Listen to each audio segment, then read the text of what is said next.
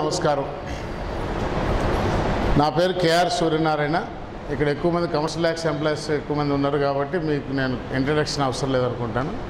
Other than commercial tax department ఎంప్లాయీస్కి నా పేరు కేఆర్ సూర్యనారాయణ. నేను chief commissioner of commercial tax వారి ఆఫీసులో సూపరింటెండెంట్గా ఉద్యోగం చేస్తూ ఉన్నా.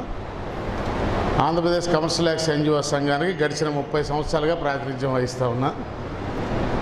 గడిచిన 9 సంవత్సరాలుగా జాతీయ స్థాయిలో వాణిజ్య పనుల శాఖ అధికారులు ఉద్యోగ సంఘాల సమాఖ్యకి జాతీయ అధ్యక్షుడిగా పనిచేస్తూ ఉన్నా. ఉమ్మడి ఆంధ్రప్రదేశ్ రాష్ట్రంలో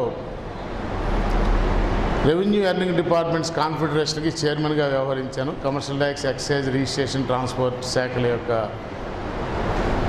కోఆర్డినేషన్ కమిటీకి నేను చైర్మన్గా వ్యవహరించాను. అదే రకంగా ఆ రోజుల్లో నిజమైన ఉద్యోగ సంఘాల స్ఫూర్తి కలిగిన జాయింట్ యాక్షన్ కమిటీలో కామ్రేడ్ జి పూర్ణచంద్రరావు చైర్మన్గా, తెలంగాణ స్వామినాథన్ గారు సెక్రటరీ జనరల్గా ఉన్న జాయింట్ యాక్షన్ కమిటీకి నేను ట్రెజరర్గా వ్యవహరించాను. సరే, ఈ పరిచయం ఎందుకు చేశానంటే నాకేదో ఇన్ని హోదాలు ఉన్నాయని, నాకు సీనియారిటీ ఉందని చెప్పడం ఆత్మస్తుతి కోసం చెప్పలే. ఇవాళ ఉద్యోగులు, స్థితిగతులు, సంఘాలు పాత్ర అనే ఒక అంశం మీద చర్చా వేదిక నిర్వహిస్తున్నాము ఆంధ్రప్రదేశ్ ప్రభుత్వ ఉద్యోగుల సంఘం పక్షానని. ఈ కార్యక్రమానికి పిలిచాము, మీ అందరూ వచ్చారు. వాస్తవానికి ఈ ఉద్యోగులు, స్థితిగతులు, సంఘాలు పాత్ర అనేది చాలా గంభీరమైన అంశం. లోతుగా మనం చూస్తే ఒక సింగిల్ లైన్లో ఉంది, కానీ ఎజెండా మొత్తము ఉద్యోగ, ఉపాధ్యాయ కార్మికులు, పెన్షనర్సు, అన్ఎంప్లాయీస్, ఈ అందరి యొక్క వ్యవహారాలకు సంబంధించినటువంటి అంశాలు, దానికి సంబంధించి వాటితో ముడిపడిన ప్రభుత్వ విధానాలు, వాటి విషయం మీద వివిధ సంఘాలు పోషిస్తున్న పాత్ర అనే విస్తృతమైనటువంటి పరిధి కలిగినటువంటి అంశం ఇది. ఇంత గంభీరమైన అంశం మీద చర్చా వేదిక నిర్వహించడానికి నేను వచ్చాను అంటే అసలు నాకున్న సాధికారత ఏమిటి అంశం మీద అనే అనుమానం సహజంగా ఎవరికైనా వస్తుంది. కాబట్టి అందుకు పరిచయం చేసుకున్నాను తప్ప నాకు ఇన్ని హోదాలున్నాయని చెప్పడం కోసం పరిచయం చేసుకోలే. ఇక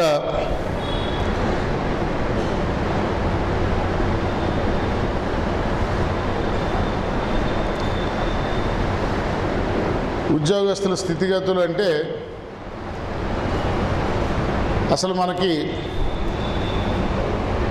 ప్రభుత్వ ఉద్యోగంలో చేరిన తర్వాత భారత రాజ్యాంగం ఆర్టికల్ 311 ద్వారా కొన్ని మన ఎవరు పడితే వాళ్ళు ఇష్టం వచ్చినట్టు ఉద్యోగుల నుంచి తొలగించేయకుండా మనకు ఒక రక్షణ కవచం ఇచ్చారు. The Indian constitution has provided ఒక immunity to all the government employees. ఎవరు ఇష్టం వచ్చినట్టుగా వాళ్ళు మన ఉద్యోగులను తొలగించే అధికారం లేకుండా మనకు ఒక రక్షణ భారత రాజ్యాంగం కల్పించింది.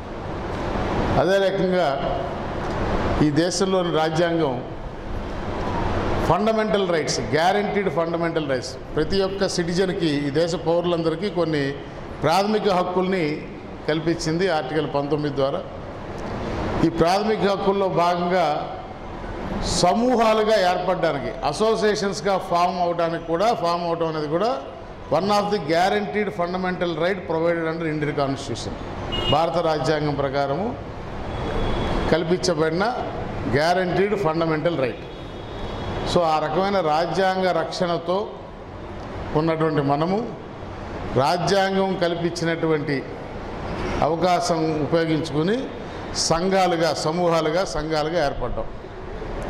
ఈ రకంగా ఏర్పడిన సంఘాలు ఎందుకోసం ఏర్పడినాయంటే వ్యక్తులుగా సాధించుకోలేని దాన్ని ఒక వ్యవస్థగా, సమిష్టిగా, కలెక్టివ్ బార్గెనింగ్ ద్వారా సాధించుకోవడానికి దోహదపడాలనేది ఒక లక్ష్యం, ఉద్దేశంతో ఈ సంఘాల వ్యవస్థ ఏర్పడింది. సరే, ఇలా ఏర్పడిన సంఘాలని ప్రభుత్వం గుర్తిస్తుంది. కొన్ని కండిషన్స్, ఒక నియమావళి, అలా ప్రభుత్వం గుర్తింపు పొందడానికి ఉద్యోగ సంఘాలకి కొంత నిబంధనావళి ఉంది. ఆ నిబంధనావళి, మార్గదర్శకాలు ఫుల్ఫిల్ అయినటువంటి ఆ స్టిపులేటెడ్ కండిషన్స్ ఫుల్ఫిల్ చేసినటువంటి అన్ని సంఘాలని ప్రభుత్వం గుర్తిస్తుంది. దాన్నే Andhra Pradesh civil service recognition of service association rules, APCSROSA, Roja rules అంటారు. ఈ రోజా రూల్స్ 2001లో ఇష్యూ చేశారు. దానికి ముందున్న రూల్స్ని అమెండ్ చేస్తూ ఆ రకంగా ప్రభుత్వం గుర్తింపు వస్తే ఆ సంఘాల ప్రతినిధులకి కొన్ని సౌలభ్యాలు ఇచ్చారు. ఆఫీస్ బేరర్స్ని బదిలీ చేయొద్దు, అలాగే వాళ్ళు ఏదైనా ఉద్యోగులకు సంబంధించిన కండిషన్స్ ఆఫ్ సర్వీస్ సంబంధించి ఏదైనా రిప్రజెంటేషన్ ఇస్తే వాటి మీద వారికి నెల రోజుల్లోగా లిఖితపూర్వక సమాధానం చెప్పాలని, ఇట్లా అదే రకంగా ఈ గుర్తింపు పొందిన ఉద్యోగ సంఘాలన్నింటినీ కలిపి ఒక స్టేట్ లెవెల్లో జాయింట్ స్టాఫ్ కౌన్సిల్ అనేటువంటి ఒక వేదికని ఏర్పాటు చేసి చీఫ్ సెక్రటరీ గారు, ప్రభుత్వ ప్రధాన కార్యదర్శి గారి అధ్యక్షతన ఒక జాయింట్ స్టాఫ్ కౌన్సిల్ ఏర్పాటు చేసి జిల్లా స్థాయిలో డిస్ట్రిక్ట్ జాయింట్ స్టాఫ్ కౌన్సిల్ అని కలెక్టర్ గారు చైర్మన్గా వ్యవస్థను ఏర్పాటు చేశారు. ఇవన్నీ వాటంతటా అవి ఆటోమేటిక్గా వచ్చిన ఏర్పాట్లు కావు. వాట్ ఎవర్ ప్రొటెక్షన్స్ మనం ఇవాళ అనుభవిస్తూ ఉన్నామో, సేఫ్ గార్డ్స్ మనం అనుభవిస్తూ ఉన్నామో, ఇవన్నీ వాటంతటా వాటిగా ప్రభుత్వాలు మన మీద అభిమానంతో, లవ్ అండ్ ఎఫెక్షన్తో ఏర్పాటు చేసినటువంటి వ్యవస్థలు ఏర్పాటు కాదు. మన ముందు తరం ఉద్యోగస్తులు, మీరు పెన్షనరే అనుకుంటా కదండి, మీరు పెన్షనరేనా? వారి తరం ఉద్యోగస్తులు సాక్రిఫైస్ చేసి, మన ముందు తరం ఉద్యోగస్తులు సాక్రిఫైస్ చేసి ప్రభుత్వాలతో పోరాడి చాలా మిలిటెంట్ ఉద్యమాలు చేసి అసలు ఈ దేశంలో ప్రభుత్వ ఉద్యోగులకి ఒక సంఘ వ్యవస్థ ఏర్పాటు అనే దానికి నాంది పలికిన అమరుడు ఆమనగంటి శ్రీరాములు గారితో ప్రారంభించబడితే అనేక సక్సెసివ్ లీడర్షిప్స్ వారి పరిధిలో ప్రయత్నాలు చేసి మనకి ఏర్పాట్లన్నీ, వ్యవస్థల్ని, అంటే ఉద్యోగస్తులకు సంబంధించిన వ్యవహారాల మీద ప్రభుత్వాలతో రిప్రజెంట్ చేసి వాటి సమస్యలకు పరిష్కారం సాధించుకునేదానికి, అలాగే ఉద్యోగులకు సంబంధించిన కొన్ని సంక్షేమపరమైన విషయాలని ఎప్పటికప్పుడు రిప్రజెంట్ చేసి సాధించుకోవడానికి ఈ రకమైనటువంటి ఏర్పాటు చేశారు. దానికోసం ఉద్యోగ సంఘాల నాయకులకి ఓడీ ఫెసిలిటీలు ఇస్తూ ఉన్నారు, ఆన్ డ్యూటీ ఫెసిలిటీ, బదిలీలు ఎక్కడి నుంచి బదిలీ ఎన్నికైతే ఆ ఊళ్ళో నుంచి బదిలీ చేయకుండా 12 సంవత్సరాల పాటు అదే ఊళ్ళో ఉంచడానికి సౌలభ్యం ఏర్పాటు ఇచ్చారు. ఈ నాయకులకి సాధారణ ఉద్యోగికి వచ్చే 15 రోజుల క్యాజువల్ లీవ్ కాకుండా సంవత్సరానికి 21 రోజులు అదనపు స్పెషల్ క్యాజువల్ లీవ్లు ఇచ్చారు సమావేశాలకి, వాటికి ఏర్పడ్డాయి. సో ఇవన్నీ ఏర్పాటు చేసిన తర్వాత మనకి ఇచ్చిన రాజ్యాంగపరమైన రక్షణ, మన కోసం ఏర్పరచుకునేటువంటి వ్యవస్థ, ఆ వ్యవస్థ పనిచేయడానికి కావాల్సిన ఈ రకమైన సౌలభ్యాలు, దీనికోసం గత నాయకులు చేసిన కృషి వల్ల ప్రతి ఊర్లో ఈ సమస్యల మీద చర్చించుకోవడానికి, పరిష్కారాలు సాధించుకోవడం కోసం సభలు, సమావేశాలు నిర్వహించుకోవడం కోసం తాలూకా ఆఫీసుల ప్రాంగణంలో ఎన్జిఓ సంఘాలకు స్థలాలు ఇచ్చారు. వాటిలో భవనాలు కట్టుకోవడానికి చందాలు ఇచ్చారు, భవనాలు కట్టుకున్నాం. సో ఇంత వ్యవస్థీకృతమైనటువంటి వ్యవస్థని ఏర్పాటు చేసిన తర్వాత మరి మన స్థితిగతులు ఎలా ఉండాలా, ఎలా ఉన్నాయి, ఇది ఇవాళ మన ముందున్న ప్రశ్న. So extensive arrangement has been made, విస్తృతమైనటువంటి ఏర్పాటు చేయబడింది. దేనికోసం? మన కండిషన్స్ ఆఫ్ సర్వీస్ని మెరుగుపరుచుకోవడానికి, మన స్థితిగతులను మెరుగుపరుచుకోవడానికి ఇంత విస్తృతమైన ఏర్పాటు చేయబడి మన పూర్వీకులు సాధించి పెడితే మనం ఏ రకంగా ఉండాలి, ఏ రకంగా ఉన్నాం, ఈ బెటర్గా ఉన్నామా, ఉండాల్సిన దానికంటే బెటర్గా ఉన్నామా, ఉండాల్సినట్టు ఉన్నామా, ఉండాల్సిన దానికంటే తక్కువగా ఉన్నామా, తక్కువగా ఉన్నా, ఉండాల్సిన దాని ప్రకారం ఉన్నా, ఎక్కువగా ఉన్నా, ఈ ప్రాసెస్లో మనకి ప్రాతినిధ్యం వహించేటువంటి సంఘాలు పోషిస్తున్న పాత్ర ఏంటి, నాయకులు పోషిస్తున్న పాత్ర ఏంటి, దీని మీద ఒక చర్చ జరగాల్సినటువంటి అవసరం ఈనాడు ఈ రాష్ట్రంలో ఏర్పడింది. ఎందుకు ఏర్పడింది అనే దాని విషయానికి వస్తే, ఇటీవల కాలంలో ముఖ్యంగా రాష్ట్ర విభజన సందర్భం పురస్కరించుకొని ప్రజలకి ప్రాతినిధ్యం వహించేటువంటి రాజకీయ పార్టీలు వాళ్ళ రాజకీయ అవసరాల కోసం రెండు కళ్ళు అంటూ అటు ఇటు రెండు చోట్ల రాజకీయ ప్రయోజనాలను కాపాడుకోవడం కోసంగా వారు వెనకుంటూ ఉద్యోగ సంఘాలను ముందు పెట్టి మన చేత ఒక ఆర్టిఫిషియల్ ఉద్యమాలు చేయించిన సందర్భాన్ని పురస్కరించుకుని అక్కడి నుంచి మొదలైనటువంటి ఈ ఉద్యోగ సంఘాలు రాజకీయ నాయకుల నెక్సస్, విడదీయలేని అనుబంధం ఒకరితో ఒకరు ఏర్పరచుకుని ప్రభుత్వాలతో మన వ్యవహారాలు చేయవలసినటువంటి ఉద్యోగ సంఘాలు ప్రభుత్వంలో ఉన్న పార్టీలతో మన వ్యవహారాలు నడిపిస్తూ ఉన్నాయి. బాధ్యతతో వ్యవహరించాల్సినటువంటి ఉద్యోగ సంఘాల నాయకులు భజనలతో వ్యవహారాలు నడిపిస్తూ ఉన్నారు. ఇవాళ ఏ స్థాయికి వచ్చామంటే విజయవాడలో ఆ సెక్రటేరియట్లో వెలగపూడిలో సెక్రటేరియట్ కాంపౌండ్లోకి వెళ్తే మధ్యాహ్నం 3 గంటలకి రై రై రై అంటూ అన్ని ఉద్యోగ సంఘాల నాయకులు ఇన్నోవా కార్లు వస్తాయి, ఒకదాని నెంబర్ ఒకటి. అన్ని కార్ల డిక్కీలో రోజు ఒక 1 డజన్ బొకేలు 1 డజన్ శాలువాలు ఉంటాయి. ఇక ఎదురుపడిన ఐఏఎస్ ఆఫీసర్ కల్లా ఒక శాలువా కప్పాను, బొకే ఇచ్చాను. ఎదురుపడిన మంత్రి కల్లా ఒక శాలువా కప్పాను, బొకే ఇచ్చాను, ఓ ఫోటో తీశాను, వాట్సాప్లో పెట్టాను. ఇదే ఉద్యోగ సంఘాల కార్యక్రమం అయింది. ఇంతకు మించి ఇటీవల కాలంలో మీరు ఎవరైనా వాట్సాప్ గ్రూపుల్లో ఇంకేమైనా ఉద్యోగులకు సంబంధించిన కార్యక్రమాలు చూసిన దాఖలా ఉన్నదా అంటే మనలో మాట, ఇది క్లోజ్ డోర్ డిస్కషన్ కాబట్టి అడుగుతున్నా. ఇందు కారణంగా ఈ అంశం మీద ఇవాళ ఒక చర్చ చేయాల్సినటువంటి అవసరం ఏర్పడింది. సో ఆఖరికి ఏ పరిస్థితి అయిందంటే మనం పొలిటికల్ న్యూట్రాలిటీ మెయింటైన్ చేయాల్సినటువంటి ఉద్యోగస్తులు ఉద్యోగ సంఘాల వ్యవస్థ పార్టీలతో అంటగాగుతూ ఒక పార్టీకి అనుబంధ సంస్థల కింద ఉద్యోగ సంఘాలను తయారు చేసి ఉద్యోగస్తులందరూ ఆ పార్టీ కార్యకర్తల కింద చిత్రీకరించే ప్రయత్నం జరుగుతూ ఉంది. ఇక్కడ ఉన్న మనందరం ఒకే డిపార్ట్మెంట్ వాళ్ళము, డిఫరెంట్ డిపార్ట్మెంట్ వాళ్ళమైనా మనందరిలో ఎక్సెప్ట్ మనందరికీ కామన్గా సంబంధించిన సర్వీస్ వ్యవహారాల్లో తప్ప ఇంక ఏ విషయంలోనూ మన మధ్య ఏకాభిప్రాయం ఉండదు. ఎందుకు ప్రాంతాల వారీగా మన ఆహారపు అలవాట్లు కానీ, మన వేషధారణ కానీ, మనకు ఉండేటువంటి సామాజిక వ్యవహారాలు కానీ డిఫరెన్స్ ఉన్నాయి. ఒక్కో ప్రాంతంలో ఒక్కో కల్చర్ ఉంటుంది. అయినా మన ఒక సమూహంగా దేనికి అట్లాగే ఎవరికి నచ్చిన రాజకీయ భావజాలాలు వాళ్ళకు ఉంటాయి. All employees are responsible citizens and they are equally rightful voters. నీకు కూడా ఓటు హక్కు కలిగి ఉన్నందువల్ల, ఈ దేశ రాజ్యాంగం మనకు ఓటు హక్కు కల్పించినందువల్ల naturally you have your own choice to franchise, exercise your franchise. అయితే అది వ్యక్తిగత విషయం. సంఘంలో సమిష్టిగా మనం ప్రభుత్వంతో మన యొక్క అంశాలు చర్చించే సందర్భంలో మన వ్యక్తిగత చాయిస్, పొలిటికల్ చాయిస్ అనేది అప్రస్తుతం, అసందర్భం. అవునా కదా?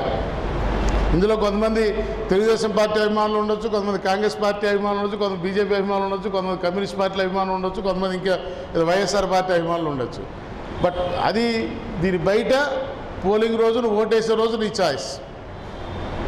అంతేగాని ఉద్యోగస్తులుగా ఉంటూ మనం ఈ రాజకీయ వ్యవహారాల్లో తలదూర్చడం ద్వారా అసలు మనకి రావాల్సినటువంటి సంబంధించినటువంటి అంశాలని మనం మాట్లాడడం మానేసాం.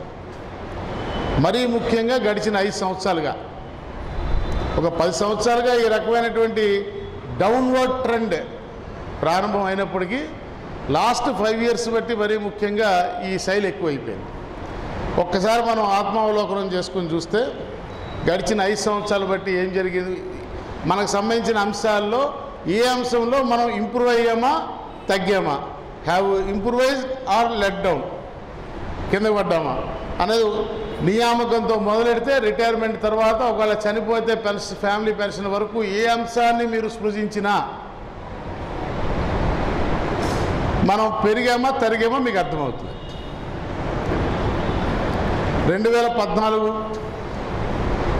ముందు 2013 1/7/2013 నాటికి మనకి అంతకుముందు వేతన సవరణ డ్యూ ఉంది ఉమ్మడి రాష్ట్రంలో. వాస్తవానికి ఆనాడు రాజకీయ కారణాలు కావచ్చు, ఈ ఉద్యోగుల సారథ్యంలో జరుగుతున్న ప్రాంతీయ ఉద్యమాలని కొంత నియంత్రించాలనేటువంటి ఆలోచన కావచ్చు, ఆనాటి ముఖ్యమంత్రి కిరణ్ కుమార్ రెడ్డి ఎన్నడూ లేనిది వేతన సవరణ సంఘం ఇంకా అమలుకి 9 నెలల టైం ఉండగా 7 నెలలు అడ్వాన్స్గా పిఆర్సీ కమిషన్ నియమించాడు. 1/7/2013 నుంచి మనకి వేతన సవరణ డ్యూ అయితే అక్కడికి ఒక 7 నెలల ముందు 2012 నవంబర్ డిసెంబర్లో ఎప్పుడో ఆయన వేతన సవరణ సంఘాన్ని నియమించాడు. మరి వేతన సవరణ సంఘాన్ని నియమిస్తే 6 నెలల్లో నివేదిక తెచ్చుకొని అమలు చేయించుకోవాల్సిన బాధ్యత ఎవరిది? ఉద్యోగస్తులు, వారికి ప్రాతినిధ్యం వహిస్తున్న ఉద్యోగ సంఘాలదేనా? సంవత్సరం 11 నెలల కాలం పాటు ఆ వేతన సవరణ సంఘంకి మాకు ఈ రకమైన వేతనాలు ఇవ్వండి ప్రతిపాదనలు ఇవ్వలేకపోయినారు ప్రధాన ఉద్యోగ సంఘాల నాయకులు. సో అక్కడితో మొదలెడితే వాస్తవంగా మనకి ఇవాళ 11వ వేతన సవరణ సంఘం నియమించారు. ఆయన క్వశ్చనీర్ ఏదో ఇచ్చి అందరినీ ప్రతిపాదనలు అడిగాడు. ఉమ్మడి మద్రాసు రాష్ట్రం నుంచి వేరుపడి ఏర్పడిన కొద్ది కాలం ఎగ్జిస్టెన్స్లో ఉన్నటువంటి ఆంధ్ర రాష్ట్రాన్ని పక్కన పెడితే తిరిగి మనం మళ్ళీ ఉమ్మడి ఆంధ్రప్రదేశ్ రాష్ట్రంగా ఏర్పడిన 1956వ సంవత్సరాన్ని ప్రామాణికంగా తీసుకుంటే మొన్నకి 60 సంవత్సరాల కాలం పూర్తయింది. అంటే 5 సంవత్సరాలకు ఒకసారి వేతన సవరణ జరిగితే ఈ 60 సంవత్సరాల్లో మనకి 12 వేతన సవరణలు జరిగి ఉండాలి. ఇవాళ 13వ వేతన సవరణ అమల్లోకి రావాల్సినటువంటి సందర్భం. కానీ మనకి ఎన్ని వేతన సవరణలు అమలు జరిగాయి? 10. ఇప్పుడు రాబోతున్నది ఎన్నోది అంటే ఆల్రెడీ ఈ ఆంధ్రప్రదేశ్లో ఉద్యోగస్తులు 2 వేతన సవరణ సంఘాల ద్వారా దక్కవలసిన ఆర్థిక ప్రయోజనాలు నష్టపోయారన్న నా అభిప్రాయంతో మీరు ఏకీవిస్తారా? ఇప్పుడు చెప్పండి, మనం ఎక్కడ ఉండాలి, ఎక్కడ ఉన్నాం? ఈ అంశం మీద ఒక చర్చ చేయడానికి ఇంతకు మించిన సందర్భం ఇంకోటి ఉంటుందా అని అడుగుతాం. దీనికి కారణం ఎవరు? సరే పోనీ ఏదో వేతన సవరణ సంఘాన్ని నియమించారనుకుందాం. ఆయన ఇది ఎలా తయారైందంటే ఒక రిటైర్డ్ ఐఏఎస్ అధికారికి పునరావాస కేంద్రం. It is a rehabilitation centre for a retired IAS officer. ఆయనకు ఒక ఎస్టాబ్లిష్మెంటు, ఒక పిఏ, స్టెనో, కారు, అటెండరు, బంగ్లా, ఫోను, సకల సౌకర్యాలు ఏర్పాటు చేస్తారు ఆ పిఆర్సీ చైర్మన్ గారికి. ఆ మొత్తం ఖర్చు కూడా మన వేతన సవరణ ఖర్చులోనే కలుపుతారు. సరే, వీరు చేసేటువంటి అంత సంవత్సరంన్నర కాలం పాటు సుదీర్ఘంగా వీరు చేసేటువంటి శాస్త్రీయమైనటువంటి అధ్యయనం ఏమిటయ్యా అంటే, మీరందరూ ఒక్కసారి చూడండి, మీ చేతుల్లో ఉన్న స్మార్ట్ ఫోన్స్ను ఆన్ చేసుకుని గడిచిన 5 వేతన సవరణ సంఘాలు ఇచ్చినటువంటి క్వశ్చనీర్ ఇస్తాయి. ఒక ప్రశ్నావళి రూపొందించి అన్ని ఉద్యోగ సంఘాలకి పంపుతారు, అన్ని శాఖాధిపతులకి పంపుతారు. ఈ ప్రశ్నావళిలో సమాధానాలు చెప్పమంటారు కదా. లాస్ట్ 5 పిఆర్సీ కమిషన్స్ సర్క్యులేట్ చేసిన క్వశ్చనీర్లో అక్షరం మార్పు ఉన్నదా? కాపీ పేస్ట్ తప్ప, క్వశ్చన్ నెంబర్, సీరియల్ నెంబర్తో సహా. ఇంతోటి కాపీ పేస్ట్ క్వశ్చనీర్ సమాధానానికి సంవత్సరంన్నర కాలం అధ్యయనం చేయాల్సిన అవసరం ఉందా?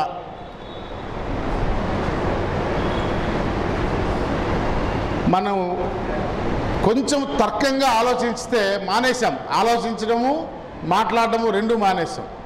ఎందుకు మానేశామంటే మనం ఇండియన్స్ మీద ఒక నానుడు ఉంది ప్రపంచ దేశాల్లో. 90% of Indians will follow the principle of rocket science అని. రాకెట్ సైన్స్ని ఫాలో అవుతారు 90% ఆఫ్ ఇండియన్స్ అని మన ఇండియన్స్ గురించి ప్రపంచ మిగతా దేశాల్లో కామెంట్ చేస్తూ ఉంటారు.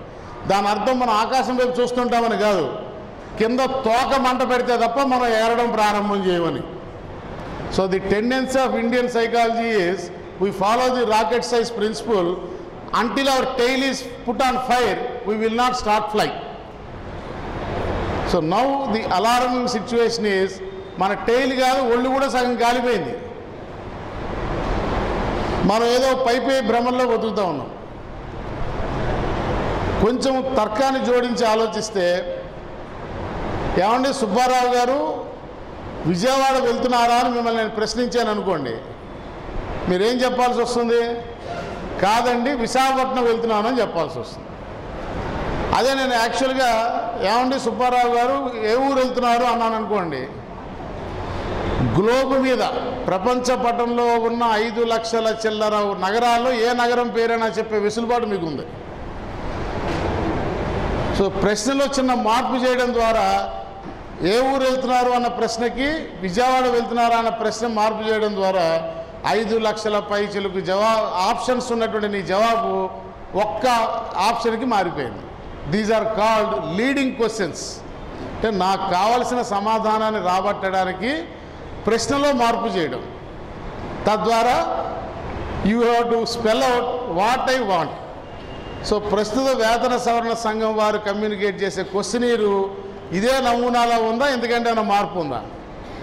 5 పిఆర్సీలు, లాస్ట్ 5 పిఆర్సీలు తాలూకు క్వశ్చనీర్లో క్వశ్చన్ నెంబర్ 1 మీకు common grouping of categories is okay or not? Yes answer. Why we have to group into common category? ఎందుకు కామన్ గ్రూపింగ్ చేయాలా? మనలో ఉన్న కామన్ ఫీచర్ ఏముంది? పనికి తగిన వేతనమా, కుర్చీ పేరుకి తగిన వేతనమా? నీ కుర్చీ, నువ్వు కూర్చున్న కుర్చీకి ఉన్న పేరు ఆధారంగా నీ వేతనాన్ని నిర్ధారిస్తారా, నువ్వు చేసే పని ఆధారంగా నీ వేతనాన్ని నిర్ధారిస్తారా? మీరు ఆడవాళ్ళ ఇంట్లో పని మనిషిని పెట్టుకుంటే బొచ్చెలు తవ్వాలంటే ఇంత, ఇల్లు తుడవాలంటే ఇంత, తడిగుడ్డు పెట్టాలంటే ఇంత, బట్టలు ఉతకాలంటే ఇంత, తను చేసే పని ఆధారంగా తన జీతాన్ని డిమాండ్ చేస్తుంది. కానీ ఈ రిటైర్డ్ ఐఏఎస్ ఆఫీసర్ గారి ఆధ్వర్యంలో ఉండే వేతన సవరణ సంఘం, మనకి ప్రాతినిధ్యం వహించేటువంటి సోకాల్డ్ ఉద్యోగ సంఘాల నాయకులందరూ కలిపి నీ జీతాన్ని నువ్వు కూర్చునే కుర్చీకున్న పేరు ఆధారంగా నిర్ధారణ చేయిస్తున్నారు. That is what is called common grouping of categories. పశుసంవర్ధక శాఖలో పనిచేసే ఉద్యోగస్తుడికి, రెవెన్యూ శాఖలో పనిచేసే ఉద్యోగస్తుడికి, మినిస్ట్రియల్ సర్వీస్లో ఉండే ఉద్యోగస్తుడికి, స్పెషల్ సర్వీస్లో ఉండే ఉద్యోగస్తుడికి ఉన్నటువంటి కామన్ ఫీచర్ ఏంటో మనకు అర్థం కాదు. సరే, ఈ అధ్యయనం అంతా చేసి నివేదిక ఇస్తాడు సంవత్సరం తర్వాత ఆయన. వీళ్ళు ఉద్యోగ సంఘాలు 80% ఫిట్మెంట్ కావాలని ఇస్తారు ప్రతిపాదన. ఆయన 1.5 year అధ్యయనం చేసి రాష్ట్ర ప్రభుత్వ ఆర్థిక పరిస్థితి బాగాలేనందున, అది ఎప్పుడో ఒకనాడు బాగుండి చచ్చినట్టు, మొదటి వేతన సవరణ సంఘం నివేదికతో మొదలెడితే ఇవాళ వరకు ప్రతి పిఆర్సీ నివేదిక మొదటి చాప్టర్ అంతా రాష్ట్ర ఆర్థిక పరిస్థితి గురించి దాదాపు 35 నుంచి 50 పేజీలు ఉంటుంది. వాస్తవంగా ఎవ్వడం చదవందాని, ఎందుకంటే అది మనకి రిలవెన్స్ కాదు. కానీ పాపం పొందుపరుస్తారు దాంట్లో. ఆయన 19% రికమెండ్ చేస్తాడు. ఆ 19% రికమెండ్ చేయడానికి జస్టిఫై చేసుకోవడం కోసం ఆయన ప్రభుత్వం యొక్క ఆర్థిక పరిస్థితి బాగాలేదని చెప్తాడు. ఆ చెప్పడం కోసం ఒక 30 పేజీలు 40 పేజీలు కేటాయిస్తాడు. సరే, వీళ్ళు 80% అడుగుతారు, ఆయన 19% అంటారు. అక్కడి నుంచి అది ఐఏఎస్ ఆఫీసర్ల సెక్రటరీస్ కమిటీకి వెళ్తుంది. మరి 3 సెక్రటరీల కమిటీ నిర్ణయించే దగ్గరికి వెళ్ళినాక వారు కరెక్ట్ కాదులే 21% అంటారు. వీళ్ళు ఒక్కసారి అబ్బాయి లాభం లేదు, కనీసం 60 అన్నా ఉంటే తప్ప లాభం లేదంటారు. 80 నుంచి వీడు 60కి వస్తాడు. ఈ 80కి జస్టిఫికేషన్ ఏంటో వీడు చెప్పడు, 60కి తగ్గడానికి రీజనింగ్ ఏంటో చెప్పడు. అక్కడి నుంచి మంత్రుల ఉపసంఘం దగ్గరికి వెళ్తుంది. అక్కడ చెప్పి వాళ్ళు 21 కాదులే, ఈసారికి 23 కానివ్వండి అంటారు. లేదు సార్ 80%, 45కి మాత్రం మేము తగ్గేది లేదు, బాటం లైన్ అంటారు. ఎక్కడ 80తో మొదలెట్టి ఎక్కడ 45కి వచ్చాం. ఇక ఫైనల్గా ముఖ్యమంత్రి గారి దగ్గరికి వెళ్తుంది చర్చ. అబ్బా, అసలు నా దగ్గర డబ్బులుంటే మీకు మించి నాకు ఎవరున్నారు చెప్పి, మీరు అందరూ నా బంధువులే, మీకే ఇవ్వాలని ఉంటుంది. కాదు, ప్రస్తుతం డబ్బులు లేవు, అందువల్ల ఈసారికి ఈ 42 తీసుకోండి అంటారు. ముఖ్యమంత్రి గారు జిందాబాద్, థ్యాంక్ యూ సీఎం గారు, మళ్ళీ మీరే రావాలంటూ ప్లే కార్డ్స్ పట్టుకోవాలి. ఇప్పుడు చెప్పండి మై డియర్ ఫ్రెండ్స్, ఒక 5 సంవత్సరాల పాటు ఒక ఉద్యోగి, అతని మీద ఆధారపడినటువంటి అతని కుటుంబ సభ్యుల మీద సమాజంలో వారి యొక్క జీవన ప్రమాణాలు, స్థితిగతుల మీద ప్రభావం చూపించేటువంటి ఒక అంశాన్ని వంకాయలు కిలో ధర బేరవాడిన చందానం మార్చేసినటువంటి ఈ వ్యవస్థ గురించి చర్చ చేయాల్సిన అవసరం ఉన్నదా లేదా? ఈయన అభిప్రాయంతో మీరు ఏకీవిస్తారా లేదా? బహుశా చాలామంది ఏకీవించట్లేదు అనమాట. ఇట్లా ఏ ఇష్యూ తీసుకోండి. సరే, మొన్నటికి మొన్న మన అదృష్టం కొద్దీ రాష్ట్ర విభజన జరిగేటువంటి సందర్భంలో రాష్ట్రం గవర్నర్ గారి పాలనలో ఉండగా పార్లమెంటు 2 రాష్ట్రాలను విభజిస్తూ చట్టాన్ని ఆమోదించిన తర్వాత ఇంకా ఎన్నికలు జరగలేదు కాబట్టి గవర్నర్ గారు రూలింగ్లో ఉన్న సందర్భంలో ఆ పిఆర్సీ చైర్మన్ గారు 2 సెట్ల నివేదికను చేసి గవర్నర్ గారికి ఇచ్చారు. ఏర్పడే ఆంధ్రప్రదేశ్కి ఒక కాపీ ఇవ్వండి, ఏర్పడే తెలంగాణ ప్రభుత్వానికి ఒక కాపీ ఇవ్వండి. 2 సెట్లు ఇచ్చేసి చేతులు దులుపుకుని ఆయన చక్కగా పోయినాడు. ఏర్పడిన తర్వాత 2 ప్రభుత్వాలకి ఇచ్చారు. వేతన సవరణ అంటే నివేదిక అంటే కేవలం ఫిట్మెంట్ ఒక్కటేనా? దాంట్లో ఇంకా ఏదైనా ఇతరత్ర అంశాలు కూడా ఉంటాయా? పే రివిజన్ కమిషన్ గారి పరిధిలో పే అండ్ అలవెన్సెస్ కూడా ఉంటాయా? ఇతరత్ర సర్వీస్ సంబంధించిన వ్యవహారాలు కూడా ఉంటాయా? కేవలం ఫిట్మెంట్ ఎంత % పెంచాలన్నది మాత్రమే ఉంటుందా? మరి ఇవాళకి అర్థం కాని ప్రశ్న, నాకైతే తెలియదు, మీకు ఎవరికైనా తెలిస్తే క్లారిఫై చేస్తే నేను తెలుసుకుంటా. 2014లో తెలంగాణ ముఖ్యమంత్రి గారు 42% ఫిట్మెంట్ ఇస్తామని అనౌన్స్ చేస్తే మనకు 1% పెంచి ఫిట్మెంట్ ఇక్కడ ఇచ్చారు. ఈ ఉద్యోగ సంఘాలు ఆ వేతన సవరణ సంఘం నివేదిక మీద ప్రభుత్వంతో చేసుకున్న ఒప్పందం ఏంటో ఎవరికైనా తెలుసా? అంటే ఫిట్మెంట్ తప్ప, ఫిట్మెంట్ సీఎం గారు అనౌన్స్ చేశారు, ఫిట్మెంట్ తప్ప ఇతరత్ర ఆయన ఇచ్చిన 3 వాల్యూమ్ల 1800 పేజీల రికార్డు నివేదికలో మిగతా అంశాల మీద చేసుకున్న ఒప్పందం ఏంటో ఎవరికైనా తెలుసా? అందులో పాపం ఈ పెన్షనర్స్కి ఎడిషనల్ క్వాంటమ్ ఆఫ్ పెన్షన్ ఇస్తామా ఇమ్మని వీళ్ళది ఒక రిక్వెస్ట్ ఉంది. యాజ్ ది ఏజ్ ప్రోగ్రెసెస్ తిరిగి మరలా ఎక్కువ జీవన ప్రమాణాలు పెరిగి వైద్య సదుపాయాలు పెరిగి భారతదేశంలో మన యొక్క యావరేజ్ లివింగ్ లైఫ్ స్పాన్ పెరిగిన తర్వాత ఒక ఏజ్ తర్వాత ఇంక రిక్వైర్మెంట్స్ మరలా ఎక్కువ అవుతున్నాయి. మెడిసిన్స్ కానీ ఇంకోటి కానీ ఇతరత్ర ఖర్చులు పెరుగుతున్న దృష్ట్యా వాళ్ళకి ఎడిషనల్ క్వాంటమ్ ఆఫ్ పెన్షన్ ఇవ్వాలని వారు కోరారు. దాన్ని ఆనాటి వేతన సవరణ సంఘం వారు యాక్సెప్ట్ చేసి రికమెండ్ చేశారు. 2014 ఎన్నికల సందర్భంలో తెలుగుదేశం పార్టీ మేనిఫెస్టోలో ఉద్యోగుల సంక్షేమం అనే చాప్టర్లో టేబుల్ వేసి స్పష్టంగా దీన్ని మేము అధికారంలోకి వస్తే అమలు చేస్తామని ఇచ్చారు. పిఆర్సీ కమిషన్ రికమెండ్ చేసింది. నిన్న 2019 జనవరిలో వీళ్ళకు జీవో ఇచ్చారు దాన్ని యాక్సెప్ట్ చేస్తూ. అంటే వేతన సవరణ సంఘ రికమెండేషన్ని 2019 జనవరి వరకు ఆమోదించిందా లేదా ప్రభుత్వం చెప్పకపోతే ఇంకా 2010లో 13లో వేసిన ఆ కమిషన్ నివేదిక ఉన్న అర్థం ఏమిటి? ఉద్యోగ సంఘాలు పోషించిన పాత్ర ఏంటి? సో ఈ రకంగా ప్రతి ఒక్క ఇష్యూలో, అట్లాగే ఇప్పుడు మనకి డిఏ, ఈ మధ్యకాలంలో డిఏ ఇచ్చారు. పోస్ట్ డేటెడ్ చెక్ ఒకటి ఇచ్చినట్టుగా పోస్ట్ డేటెడ్ డిఏ ఇచ్చారు.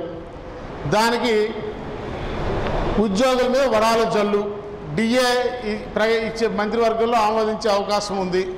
అలాగే ముఖ్యమంత్రి గారు డిఏ ఇవ్వడానికి నిర్ణయం తీసుకున్నారని ప్రకటన రాగానే ఒకసారి హర్షం వెలిబుచ్చాలా, తర్వాత క్యాబినెట్లో ఆమోదించిన రోజు మరొకసారి హర్షం వెలిబుచ్చాలా, జీవో వచ్చిన రోజు మూడోసారి హర్షం వెలిబుచ్చాలా, వాస్తవంగా ఇన్స్టాల్మెంట్ మేలో వస్తుంది, ఆ వచ్చిన రోజు ఇంకోసారి హర్షం వెలిబుచ్చాలా.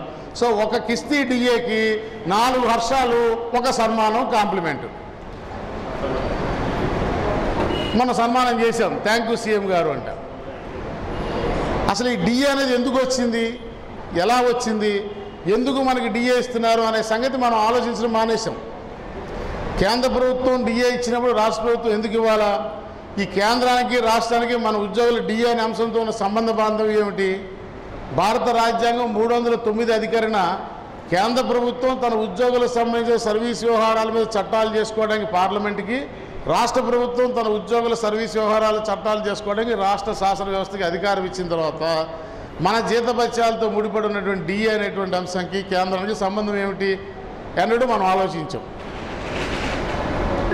ఏంటంటే మన వేతనం ఒక సందర్భంలో 5 సంవత్సరాలకు ఒకసారి వేతన నిర్ధారణ జరిగిన తర్వాత ఆనాడున్న స్థితిగతులు, మార్కెట్ పరిస్థితులను, ప్రివేలింగ్ మార్కెట్ ప్రైసెస్ని దృష్టిలో పెట్టుకుని జీతాన్ని నిర్ధారించిన తర్వాత ధరల్ని, నిత్యావసర వస్తువుల ధరలను ఏదైతే మినిమం కన్సంప్షన్, ఒక కుటుంబాన్ని 3 కన్సంప్షన్ యూనిట్స్గా పరిగణించి, అంటే కుటుంబంలో 3 వ్యక్తులు ఉంటారని పరిగణించి మనం కన్జ్యూమ్ చేసేటువంటి ప్రపంచ ఆహార సంస్థ వారి ప్రామాణికం ప్రకారము ఒక మనిషి బతకడానికి ఏమేమి వస్తువులు ఎన్ని క్యాలరీస్ తినాలన్న దాని ఆధారంగా వాటి యొక్క ధరలు ఏ రకంగా ఉన్నాయి మార్కెట్లో అన్నదాన్ని 6 నెలలకు ఒకసారి నేషనల్ కన్జ్యూమర్ ఇండెక్స్ వారు ఇచ్చినటువంటి నివేదిక ఆధారంగా మనకి ఆ వేతనానికి అదనంగా డిఆర్ఎస్ అలవెన్స్ ఇస్తూ ఉన్నారు.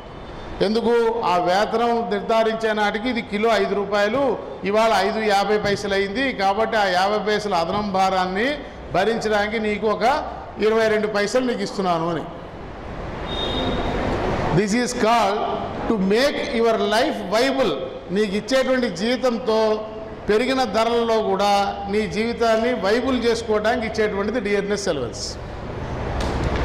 కేంద్ర ప్రభుత్వం జనవరి 1వ తారీఖు జూలై 1వ తారీఖు తన ఉద్యోగులకు ఇస్తుంది. తను అనుగుణంగా రాష్ట్ర ప్రభుత్వం కూడా సంవత్సరానికి 2 సార్లు మనకు డిఏ ఇస్తూ ఉన్నది.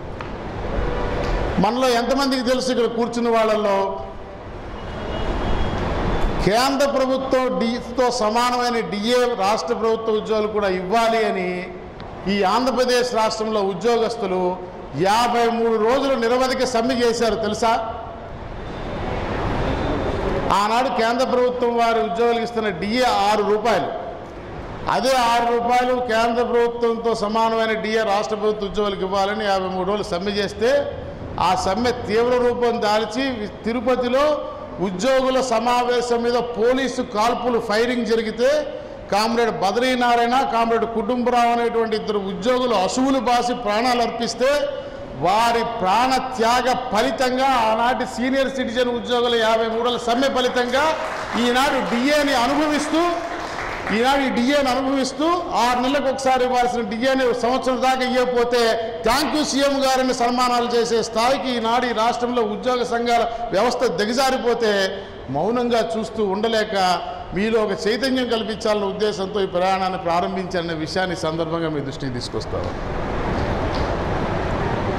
6 రూపాయల డిఏని ఆఖరికి ముఖ్యమంత్రి 2 ఎంప్లాయీస్ చనిపోయిన తర్వాత 3 రూపాయలు జీపీఎఫ్ ఖాతాలో 3 రూపాయలు నగదుగా చెల్లించే ఒప్పందం మీద ఉద్యోగ సంఘాలు ఆనాడు ఆ సమ్మెను విరమించాయి.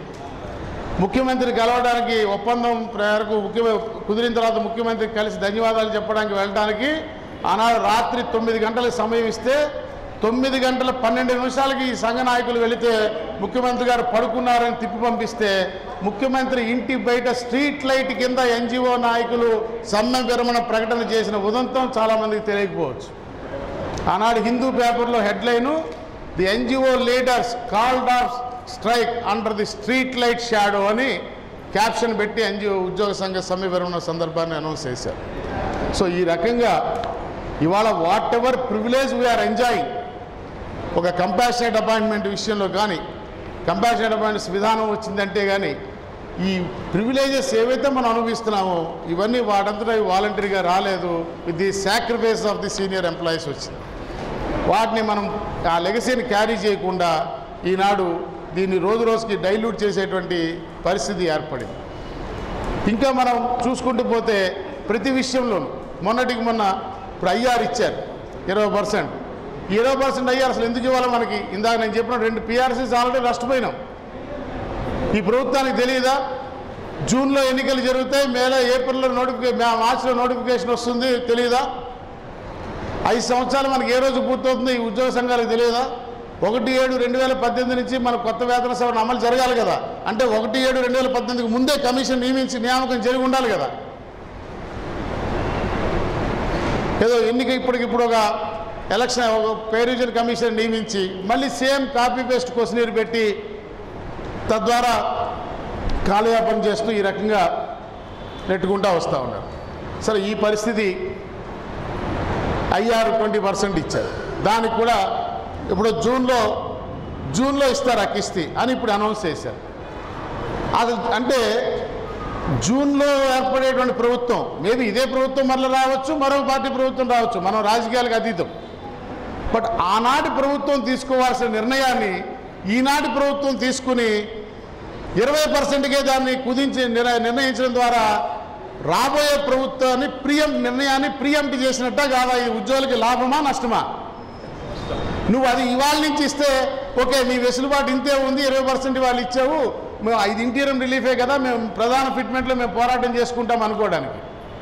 అంటే నువ్వు ఇచ్చే ఇంటీరియం రిలీఫ్ని రాబోయే ప్రభుత్వం తీసుకోవాల్సిన నిర్ణయాన్ని ఇవాళ నువ్వు తీసుకుని దాన్ని 20% కుదించడం ద్వారా కొంత ఏర్పడే ప్రభుత్వాన్ని ప్రియంప్ట్ చేయడం ద్వారా ఉద్యోగస్తులకి లాభం జరిగిందా నష్టం జరిగిందా ఒకసారి మనం ఆలోచన చేసుకోవాలి. దీనికి సన్మానాలు చేసి హర్షాలు ప్రకటించే నాయకత్వాన్ని మనం ఒకసారి ప్రశ్నించాల్సిన అవసరం ఉందని మీ దృష్టికి తీసుకొస్తాము. ఇక ఇళ్ల స్థలాలు ఇచ్చేసినట్టుగా ఉద్యోగులందరూ అప్పుడే పట్టాలు పట్టుకుని ఆ ప్రాపర్టీని నెక్స్ట్ నా వారసులకు ఎలా బదలాయింపు చేయాలనేటువంటి డ్రీమ్స్లోకి వెళ్ళిపోయిన పరిస్థితి. ఇది వదిలేసి ఈ వాట్సాప్ గ్రూపుల్లో డిఆర్ రేటు పెరిగింది, మేలే వచ్చే ఇన్స్టాల్మెంట్ కలుపుకుంటే ఎంత డబ్బులు వస్తాయో టేబుల్స్ వేసి సర్క్యులేట్ చేస్తారు. ఐఆర్ 20% వచ్చిందో ఎంత నీ చేతి ఉంటుందో టేబుల్స్ వేసి సర్క్యులేట్ చేస్తారు. ఉద్యోగస్తులందరికీ ఇళ్ల స్థలాలు ఇచ్చేస్తున్నట్టుగా అది ముఖ్యమంత్రి గారు టేబుల్ ఐటెం కింద క్యాబినెట్లో తీసుకొచ్చేసి ఎజెండాలో లేకుండా నిర్ణయం చేసేశారు. ఉద్యోగులకి జర్నలిస్టులకి ఇళ్ల స్థలాలు ఇచ్చేసే ఉండదు. ఈ ఉద్యోగులు జర్నలిస్టులు ఇళ్ల స్థలాలు అన్నటువంటి పేరును చూపించి ఇవాళ నేను అడుగుతా ఉన్నా, 13 జిల్లాలు ఉన్న ఆంధ్రప్రదేశ్లో ఎక్కడైనా ఎంత మారుమూల కుగ్రామంలో అయినా, భూమికి పెద్దగా విలువ లేని ఊళ్ళో అయినా గజం భూమి రాష్ట్ర ప్రభుత్వం ఉద్యోగస్తుడికి ఎవరికైనా ఇచ్చిన దాఖలా ఉన్నదా చూపించమని నేను అడుగుతా ఉన్నా. టిల్ టుడే ఉమ్మడి ఆంధ్రప్రదేశ్ రాష్ట్రంలో రాష్ట్ర రాజధానిలో కూడా ఉద్యోగుల గృహ సముదాయం అంటే తెలిసిన ఒకే ఒక ప్రాంతం మనందరికీ ఏంటండి? Vanasthalipuram NGOs colony. Vanasthalipuram NGO colony ఇచ్చింది ఎవరండి? జలగం వెంగళరావు గారు ముఖ్యమంత్రి. తర్వాత 90 దశకంలో మర్రి చెన్నారెడ్డి గారు గోపనపల్లి అనేటువంటి విలేజ్లో ఇవాళ గచ్చిబౌలి అనేటువంటి అభివృద్ధి చెందిన ప్రాంతంగా వెలుగొందుతున్నటువంటి గచ్చిబౌలిలో 487 ఎకరాల భూమిని ఉద్యోగులకు ఇస్తే Andhra NGOs, Telangana NGOs, high court employees, secretariat employees 4 భాగాలుగా పంచుకుంటే ఆంధ్ర ఎన్జిఓ సంఘం పరిధిలోకి 200 ఎకరాల భూమిని ఇస్తే మిగతా 3 సంఘాల వాళ్ళు ఉద్యోగులు కేటాయించేసి ఇల్లు కట్టేసుకుంటే ఈ ఆంధ్ర ఎన్జిఓ సంఘ నాయకులు సీనియారిటీ ప్రాతిపదికన కాకుండా ఎవరు డబ్బులు ఇస్తే వాడికి కేటాయిస్తూ లాటరీ తీసి ఇచ్చి లాటరీలో వాడికి వచ్చిందని చెప్పి లిస్టులు తయారు చేస్తే ఉద్యోగులందరూ వీళ్ళ మీద క్రిమినల్ కేసులు పెడితే హైదరాబాద్ సిసిఎస్ పోలీసులో క్రిమినల్ కేసులు ఉంటే నాంపల్లి కోర్టులో బెయిల్ ఇవ్వకపోతే హైకోర్టులో బెయిల్ తీసుకుని ఆంధ్రప్రదేశ్కి వచ్చి ఉద్యోగ సంఘ నాయకులుగా చలామణి అవుతూ ముఖ్యమంత్రి గారి పక్కన కూర్చుని రోజు నువ్వు రా నా రాజకీయాలకు, నువ్వు రా నా పార్టీలోకి, నువ్వు రా అని ఈయన పిలుస్తాడు. నేను వస్తా ఈయనంట. నువ్వు రాయే, నువ్వు రానిపోయే, నువ్వు రాయే, నేను రానిపోయే. ఇక మరి ఆయనకి ఏమి ఇస్తారో రేపు చూడాలి. నాకు తెలిసేది ఏమి ఇస్తారో నేను అనుకోవటం లేదు. ఎవరికైనా ముఖ్యమంత్రి గారి వ్యవహార శైలి గురించి అవగాహన ఉన్న వాళ్ళకైతే 200 ఎకరాల భూమి గచ్చిబౌలిలో అంటే హెచ్ఎండిఏ వారు ఇటీవల అక్కడ భూముల్ని ఆక్షన్ ద్వారా, పబ్లిక్ ఆక్షన్ ద్వారా కేటాయింపు చేస్తూ పబ్లిక్ ఆక్షన్ పెడితే 37 కోట్ల పైచిలకు ఎకరం భూమి ధర పలికినది వాస్తవమా కాదా ఒకసారి ఆలోచించేయండి. 200 ఎకరాలు హీనపక్షం 20 కోట్ల రూపాయలు ఎకరం వేసుకుంటే 4000 కోట్ల విలువైనటువంటి ఆస్తి, ఆంధ్ర ప్రాంత ఉద్యోగులకి దక్కాల్సిన ఆస్తిని ఇవాళ తెలంగాణ ప్రభుత్వం వెనక్కి తీసేసుకుంది. బికాజ్ నువ్వు ఇల్లు కట్టుకోవడానికి ఇస్తే నువ్వు కట్టుకోలేదు కాబట్టి రెజ్యూమ్ బ్యాక్ చేస్తున్నాను. మిగతా 3 ఎంజాయ్ చేశారు, తీసుకుని ఇల్లు కట్టుకున్నారు. ఒక ఆంధ్ర ఎన్జిఓ సంఘం పరిధిలో ఉన్న ఉద్యోగస్తులు మాత్రం దాని ప్రభుత్వం రెజ్యూమ్ బ్యాక్ చేస్తే మన చేత 6 అడుగుల బుల్లెట్ అని సమైక్యాంధ్ర ఉద్యమాలు చేయించిన నాయకులు కానీ ఉద్యోగ సంఘాలు కానీ కనీసం తెలంగాణ ప్రభుత్వానికి ఒక దరఖాస్తు పెట్టలేకపోయినాయి. ముఖ్యమంత్రి చేత ఆంధ్రప్రదేశ్ ప్రభుత్వం తెలంగాణ ప్రభుత్వానికి ఒక ఉత్తరం రాలేదు మా ఉద్యోగుల భూమిని వాళ్ళకి తిరిగిమ్మని చెప్పి. కానీ విభజన హామీల సాధన కోసం చేసే ధర్మ పోరాట దీక్షలో మనం ఢిల్లీ రమ్మని ముఖ్యమంత్రి గారు మాకు చెప్తారు. ఉద్యోగులకు సంబంధం లేనటువంటి రాజకీయపరమైనటువంటి అంశాల విషయంలో అఖిల సంఘాల సమావేశాలు పెట్టి మా అందరినీ పిలిచి దాదాపు 4.5 గంటల పాటు ముఖ్యమంత్రి గారు మాకు ఉపన్యాసం ఇచ్చారు. ఉద్యోగులకు సంబంధించి సర్వీసులకు సంబంధించిన ఐఆర్ విషయం మాత్రం ఒక 3 సంఘాలతో వెనకాల రూమ్లో చెవిలో మాట్లాడతానంటారు. ఉద్యోగులకు సంబంధం లేని రాజకీయ అంశాల విషయంలో అన్ని సంఘాలను పిలిచి ఇట్లా అందరిని కూర్చోబెట్టి 200 మందిని కూర్చోబెట్టి 5.5 గంటలు మాత్రం చర్చలు చేస్తారు. ఉద్యోగులకు సంబంధించిన అంశాలు మాత్రం ఎంపిక చేసిన 1-2 సంఘాలతో మాత్రమే వ్యవహారం చేస్తూ ఉన్నారు. ఎందువల్ల? నిర్దేశించిన ప్రభుత్వ విధానం ప్రకారంగా ఇది జరుగుతూ ఉంది. దీని బదులు ఇవాళ ఆంధ్రప్రదేశ్ ప్రభుత్వ ఉద్యోగుల సంఘం పక్షాన్ని డిమాండ్ చేస్తూ ఉన్న ఉద్యోగ సంఘాల వ్యవస్థను కూడా లేబర్ చట్టాలు, కార్మిక చట్టాలకు పరిధిలో లోబడేటువంటి రీతిలో ఈ రాష్ట్రంలో విధానపరమైన మార్పును తీసుకురావాల్సిన అవసరం ఉంది. తద్వారా అన్ని రాజకీయ పార్టీలు తమ అనుబంధ ట్రేడ్ యూనియన్ పెట్టుకుంటే ఒక అధికారంలో ఉన్న పార్టీకి మాత్రం అనుబంధంగా తోక సంఘాలుగా వ్యవస్థల కింద ఈ ఉద్యోగ సంఘాలు ఎందుకు ఉండాలా? ఎవరికి నచ్చిన పార్టీ ఆ పార్టీ అనుబంధ ట్రేడ్ యూనియన్లు పెట్టుకుంటే తద్వారా వాళ్ళ రాజకీయ పర్పస్ వాళ్ళకి సర్వ్ అవుతుంది. కార్మిక శాఖ వారు ఎన్నికలు నిర్వహిస్తారు కాబట్టి మనం కూడా మనకు నచ్చిన నాయకుడికి ఓటేసుకునే అవకాశం ఉంటుంది. మన చేత ఎన్నుకోబడినోడు మనకు నాయకుడిగా రిప్రజెంట్ చేయబడతాడు. ఇవాళ నాయకులుగా చలామణి అవుతున్న వారిని ఎవరు ఎన్నుకున్నారో, ఎవరి ఎన్నిక ద్వారా ఎవరు మీ ప్రతినిధిగా ఆయన వ్యవహరిస్తున్నాడో ఆ భగవంతుడికి తెలియాలా, ముఖ్యమంత్రికి తెలియాలా, మనకైతే తెలియదు. సో ఈ రకమైనటువంటి వ్యవహార శైలితో ఈ రాష్ట్రంలో మనందరినీ హోల్సేల్గా. ఇక ఆత్మగౌరవం, ఉద్యోగులు, సెల్ఫ్ రెస్పెక్టు, రకరకాల పెద్ద పెద్ద పేర్లు చెప్తారు. అసలు ఈ రాష్ట్రంలో ఇవాళ ఉద్యోగస్తులకి సెల్ఫ్ రెస్పెక్ట్తో మనం గౌరవప్రదంగా ఉద్యోగం చేస్తున్నటువంటి భావన కలుగుతుందా ఎవరికైనా?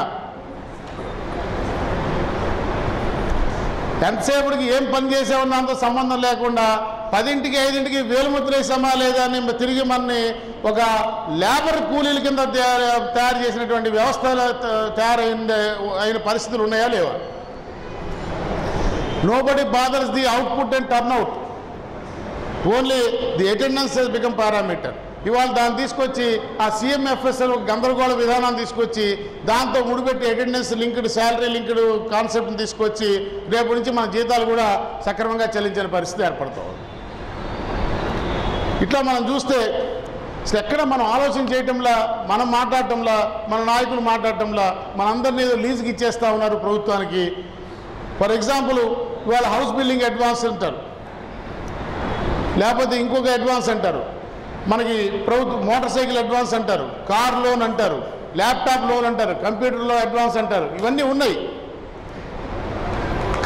బడ్జెట్లో ప్రతి పెద్ద చాట్ అంత ఉంటుంది, ఒక స్టేట్మెంట్, దాంట్లో హెడ్ ఆఫ్ అకౌంట్లు ఉంటాయి.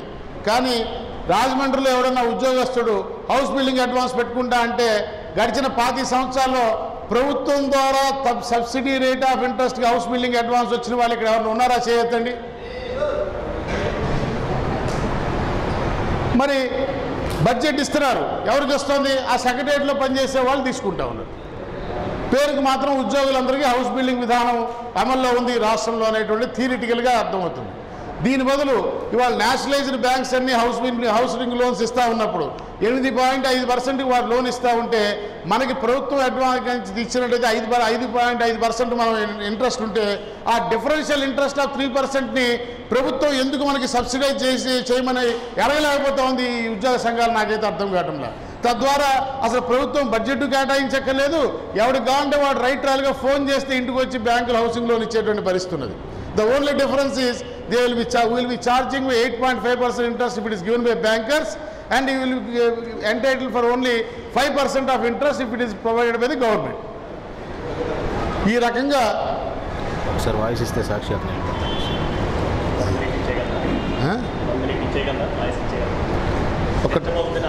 ఒక 5 minutesలో క్లోజ్ చేస్తాను అప్పుడు మనం. సో ఈ రకంగా ప్రతి అంశంలో మీరు చూడండి. అట్లాగే ప్రతి సంవత్సరం ఆడవాళ్ళు ఉన్నారు ఇక్కడ ఎక్కువ. ఇప్పుడు మన ఫిబ్రవరి నెలాఖరులో మార్చి 8వ తారీఖు మీకు అంతర్జాతీయ మహిళా దినోత్సవం ఒక ప్రోగ్రాం వస్తుంది, ప్రపంచవ్యాప్తంగా చేస్తారు, ఉమెన్ ఎంపవర్మెంట్ అని. ఆఖరికి ఉమెన్ ఎంపవర్మెంట్ అంతర్జాతీయ మహిళా దినోత్సవం అంటే ఆంధ్రప్రదేశ్ రాష్ట్రంలో మన so called pseudo intellectual employees association అన్ని కలిపి ముగ్గులేయటమును ఆటలాడటం, రింగ్ ఆట ఆడటం అనేది స్థాయికి దిగజారు చేశారు. ముగ్గులేయటం సెక్రటేరియట్లో లేదా రింగ్ ఆట ఆడటం అన్ని మహిళా దినోత్సవం అంటే ముగ్గులేయటం, రింగ్ ఆట ఆడేటువంటి పరిస్థితి తీసుకొచ్చి దానికి కూడా ఓన్లీ సెక్రటేరియట్లో ఉన్న మహిళా ఉద్యోగులకి ప్రతి సంవత్సరం 5 లక్షల రూపాయలు ఇస్తారు. ఆ రింగ్ ఆట ఆడటానికి, ముగ్గులేయటానికి. ఏపీ ఎన్జిఓ సంఘానికి మహిళా విభాగానికి 5 లక్షల రూపాయలు ఇస్తారు. అంటే నాకు అర్థంగా అడుగుతున్న సెక్రటేరియట్లో పనిచేసే మహిళా ఉద్యోగులు, అట్లాగే ఏపీ ఎన్జిఓ సంఘంలో మహిళా ఉద్యోగులు మాత్రం మహిళలు, మిగతా క్షేత్రస్థాయిలో జిల్లాల్లో తాలూకాలో పనిచేసే మహిళలు ఏమన్నా థర్డ్ జెండర్ అని అడుగుతారు. వాళ్ళు మహిళలు కాదా? వీళ్ళకి ఇవ్వరా? స్పోర్ట్స్కి ఇస్తారు. అంటే ప్రభుత్వమే ఒక వివక్ష చూపుతా ఉంది. సెక్రటేరియట్ సర్వీస్ వాళ్ళకి ఒక రకంగా, ఫీల్డ్లో పనిచేసే వాళ్ళకి ఒక రకంగా. ఈవెన్ ఇప్పుడు ఇచ్చినటువంటి హౌసింగ్ విధానంలో కూడా head of the department and secretariat employees housing విధానం ఒకటి, ఫీల్డ్లో పనిచేసే ఎంప్లాయీస్ హౌసింగ్ విధానం ఒకటి. వై?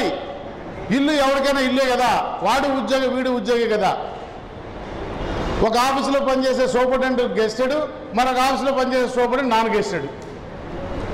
వేరే మళ్ళీ పేరు విజయం దగ్గరికి వచ్చేటప్పుడు జీతం మాత్రం superintendent common grouping of category కాబట్టి ఒకటే జీతం ఇస్తానంటాడు. మరి వాడి గెస్టెడ్ హోదా ఏంటి, వీడి నాన్ గెస్టెడ్ హోదా ఏంటి, జీతం మాత్రం ఒకటే ఉంటామేంటి? ఇది ఎవరికి అర్థం కాదు. గ్రూప్ 2 పరీక్ష జరుగుతుంది, సరే నియామకాలు జరిగేదే అతి తక్కువ. గ్రూప్ 2లో రిక్రూట్మెంట్ వస్తారు. పాపం సంవత్సరాల తరబడి వాళ్ళు ట్రైనింగులు తీసుకుని, కోచింగులు తీసుకుని, పోటీ పరీక్షల్లో లక్షల మందితో పోటీ పడి మెరిట్లో మార్కుల ద్వారా వాళ్ళు పరీక్షలో సెలెక్ట్ అయ్యి వస్తారు. ఒక ఆయనకి 89 మార్కులు వచ్చినాయి, మా ఫస్ట్ వచ్చాడు టాపర్గా. ఈ టాపర్కి ఉన్నటువంటి ఖాళీల్లో నచ్చిన ఖాళీని ఎంచుకునే ఆప్షన్ ఉంటుంది. బికాజ్ ఈజ్ బీయింగ్ టాపర్ ఆయన ఫస్ట్ చాయిస్. ఎవడో చెప్తాడు సేల్ ట్యాక్స్ అంటే మంచి డిపార్ట్మెంటు, చాలా బాగుంటుంది కంఫర్ట్ అని ఎవడో చెప్తే పాపం తెలియదు. ఈ టాపర్ వచ్చిన ఆయన సేల్ ట్యాక్స్లో ఏ స్టోగా ఆప్షన్ తీసుకొచ్చాడు. ఆయనకంటే తక్కువ మార్కులు 70 మార్కులు వచ్చినాయి పుల్లారావుకి. ఆయన వదిలేసినటువంటి పోస్ట్లోకి ఈయన వెళ్ళాడు. హ్యాండ్లూమ్ డిపార్ట్మెంట్లో అసిస్టెంట్ డైరెక్టర్. ఇద్దరు ఒకటే పరీక్ష రాశారు. ఆయనకి 89 మార్కులు వచ్చినాయి. కమర్షియల్ ఆఫీస్ డిపార్ట్మెంట్లో ఏ స్టోకి వచ్చాడు. ఈయన 70 మార్కులు వచ్చినాయి. హ్యాండ్లూమ్ డిపార్ట్మెంట్లో అసిస్టెంట్ డైరెక్టర్కి వెళ్ళాడు. ఈయన గెజిట్ ఆఫీసర్, ఆయన నాన్ గెజిట్ ఆఫీసరు. ఈ వివక్ష ఏంటో ఎవరికి అర్థం కాదు. ఇద్దరికి ఎంప్లాయర్ ప్రభుత్వమే, మళ్ళీ జీతం ఒకటే. అంటే అసలు మనము ఉద్యోగుల సర్వీస్ వ్యవహారాల కోసం ఏర్పరచుకునేటువంటి సంఘాలు బ్రిటిష్ వారి పాలనా వ్యవహారాలను ఫాలో అవుతూ వచ్చినాం కాబట్టి మనకి డిఓ డిస్ట్రిక్ట్ ఆఫీస్ మాన్యువల్ అనేటువంటిది ఒకటి పెట్టి దాని ప్రకారం మనం పనిచేయాలని చెప్పారు. దాని ప్రకారము గుమస్తా గారు ఆ కాగితానికి అట్టేసి పెట్టాలి, వాడేం రాయకూడదు. కానీ బ్రిటిష్ వాడు ఇండియన్స్ని లోయర్ పోస్టులో అపాయింట్ చేసుకునేవాడు కాబట్టి ప్రతి సంవత్సరము వాడి పనితీరుని మదింపు వేస్తారని పై అధికారి వాడి బ్రిటిషర్ ఎవడైతే నియమించబడతాడో గవర్నర్ గానో ఇంకోటో ఆ బ్రిటిషరు వారి కింద పనిచేసేటువంటి సబార్డినేట్ ఇండియన్స్ పనితీరుని మదింపు చేసి కాన్ఫిడెన్షియల్ రిపోర్ట్ అని నివేదిక తయారు చేసేవాడు. సో దాని ఆధారంగా వాడికి ఫర్దర్గా ఎలివేషను ప్రమోషను రివర్షను ఇచ్చేవాడు. స్వతంత్రం తర్వాత కూడా ఈ కాన్ఫిడెన్షియల్ రిపోర్ట్ విధానాన్ని కొనసాగిస్తే మన పూర్వీకులు పూర్వ ఉద్యోగస్తులు ఎదురు తిరిగి ప్రభుత్వానికి సంఘాల నాయకులు ఉద్యమం చేస్తే ఎన్జిఓస్కి ఏసీఆర్లు తీసేశారు కాన్ఫిడెన్షియల్ రిపోర్ట్స్. తద్వారా ఎన్జిఓస్కి మాత్రము ఛార్జ్ పెండింగ్తో సంబంధం లేకుండా పనిష్మెంట్ ఇస్తేనే ప్రమోషన్ ఆపాలా, లేకపోతే ప్రమోషన్ ఆపేదానికి వీళ్ళే. కానీ మీరు చెప్పండి, ఏ డిపార్ట్మెంట్లో అయినా ఎల్డీసీ టు యూడీసీ ప్రమోషన్ ఇస్తున్నారా ఛార్జ్ పెండింగ్ ఉంటే? రూల్ మాత్రం సెలక్షన్ పోస్ట్ విధానం వేరు, నాన్ సెలక్షన్ పోస్ట్ విధానం వేరు, చాలా స్పష్టంగా ఉంటుంది. రూల్ ఓ రకంగా ఉంటుంది, అమలు ఇంకో రకంగా ఉంటుంది. దీన్ని ఎవడు ప్రశ్నించే పరిస్థితి లేదు. ఈ రకంగా రోజు రోజుకి ఉద్యోగ సంఘాల వ్యవస్థని డైల్యూట్ చేస్తూ, ఉద్యోగస్తులను డైల్యూట్ చేస్తూ, అసలు నియామకాలు లేవు. రాష్ట్ర విభజన నాటికి కమల్నాథన్ కమిటీ గారు 2 లక్షల చిల్లర ఉద్యోగాలు ఆంధ్రప్రదేశ్లో ఖాళీ ఉన్నాయని తెలిస్తే 2014 నుంచి మన వేతన సవరణ సంఘం అమల్లోకి వచ్చింది. ఒక్కసారి మనం ఆలోచించామా ఎవరైనా? My dear friends, last pay revision commissioner గారు 10వ వేతన సవరణ చైర్మన్ గారు మన నుంచి ప్రతిపాదనలు తీసుకుని మన జీతభత్యాలు నిర్ధారించేటప్పుడు మినిమం పే స్కేల్ని నిర్ధారించే నాటికి ఆ మినిమం పే స్కేల్ పొందేటువంటి ఉద్యోగి హోదాకి నియామకానికి విద్యార్హత ఏముండేది? ఇంటర్మీడియట్. కానీ ఆ నివేదిక ఇంకా అమల్లోకి రాకముందే గవర్నర్ గారు రూలింగ్లో ఉండగా మినిమం ఎడ్యుకేషన్ క్వాలిఫికేషన్ని డిగ్రీకి ఎన్హాన్స్ చేస్తూ రూల్ని సవరించారా లేదా? మరి ఇంటర్మీడియట్ విద్యార్హత ఆధారంగా నియామకం పొందిన వారి కనీస జీతాన్ని మినిమం పే స్కేల్ని నిర్ధారిస్తే ఆ ఎడ్యుకేషన్ క్వాలిఫికేషన్ డిగ్రీకి మార్చినప్పుడు ఆ దామాషాలో వీడి మినిమం పే స్కేల్ జీతం పెరగాలన్నా అవసరం లేదా? ఎప్పుడు అది పెరిగితే దాని ప్రపోర్షనేట్గా అన్ని స్కేల్స్ ఒక లెవెల్ ఎన్హాన్స్మెంట్ జరగాల్సిన అవసరం ఉందా లేదా? ఈ మాత్రం ఆలోచన చేసి ఒక లెవెల్, ఒక స్టేజ్ స్కేల్ ఎన్హాన్స్ చేయమని ఎందుకు ఈ రాష్ట్రంలో ఉద్యోగ సంఘాలు మాట్లాడలేకపోయినాయో మనం ఒకసారి ఆలోచన చేయాల్సిన అవసరం. ఇక చివరిగా మన యొక్క ఆత్మగౌరవం, సెల్ఫ్ రెస్పెక్టు అసలు ఈ రాష్ట్రంలో ఉన్నాయా అని నాకైతే అర్థం కావటం లేదు. సంవత్సరానికి ఒకసారి మనం యాన్యువల్ ప్రాపర్టీ స్టేట్మెంట్స్ ఇస్తాం. మనం ఇచ్చే యాన్యువల్ ప్రాపర్టీ స్టేట్మెంటే పట్టుకుని శుక్రవారం నాడు వచ్చి మనని ఆదాయం మించిన ఆస్తులు ఉన్నాయని కేసులు పెట్టి అరెస్ట్ చేసి శుక్రవారం నాడు పట్టుకుపోతా ఉన్నాడు ఆ ఏసీ బోర్డు వచ్చి. శనివారం ఆదివారం 45 గంటలు detention, 48 hours detention, deemed suspension, ఉద్యోగం సస్పెండ్ చేస్తూ ఉన్నారు. ఇక రోజంతా టీవీ ఛానల్స్లో 100 కోట్ల ఆదాయం, 100 కోట్ల ఆస్తులు, 100 కోట్ల ఆస్తులు ప్రచారం చేస్తారు. నాకు తెలియగలుగుతా ఉన్నా, నేను సూటిగా ప్రశ్నిస్తా ఉన్నా ఈ ఏసీబీ శాఖని, ఈ ప్రభుత్వాన్ని, భారతదేశంలో ఏ చట్టమైనా నేను 1000 చేసే ఎల్డీసీ గుమస్తా ఉద్యోగం చేస్తుండొచ్చు కాక నేను 1000 కోట్ల విలువైన ఆస్తి కలిగి ఉంటాం నేరమా చట్టపరంగా? Is possession of property of any extent is crime under any law in India? ఆ ఆస్తిని నేను సక్రమమైన ఆదాయ మార్గంలో సంపాదించానా అక్రమమైన ఆదాయ మార్గంలో సంపాదించానా అన్నది సమస్య తప్ప ఆస్తి కలిగి ఉండటం నేరం కాదు కదా. అలాగే నేను ప్రభుత్వ సర్వీస్లో ఉన్నంత మాత్రాన నా బంధువులు స్నేహితులు ఆస్తులు కలిగి ఉండటం నేరమా ఇదే ఈ రాష్ట్రంలో? వీడు వచ్చి ఆన్ ది స్పాట్ 100 కోట్ల ఆదాయానికి మించిన ఆస్తులను ఏ రకంగా నిర్ధారిస్తాడో దానికి శాస్త్రీయత ఏమిటని నేను ప్రశ్నిస్తా ఉన్నా. నువ్వు ఇన్వెస్టిగేషన్ చేయి, విచారణ చేయి.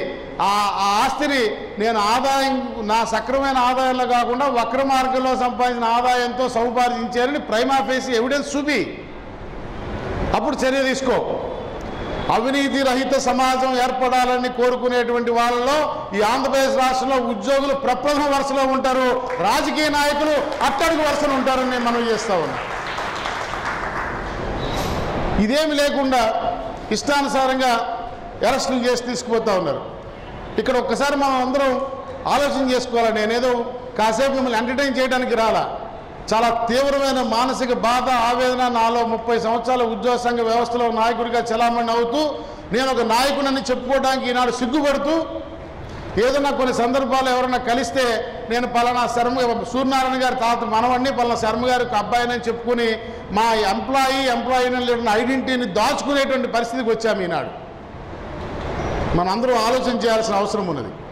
ఈ ఏసీబీ డిపార్ట్మెంట్ వాడు ఏ చట్ట ప్రకారం విధి నిర్వహణ చేస్తాడు?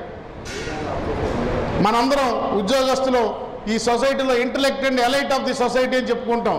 సెల్ఫ్ ప్రొక్లైమ్డ్ మనకి మనం మేధావులుగా పరిగణించుకుంటాం.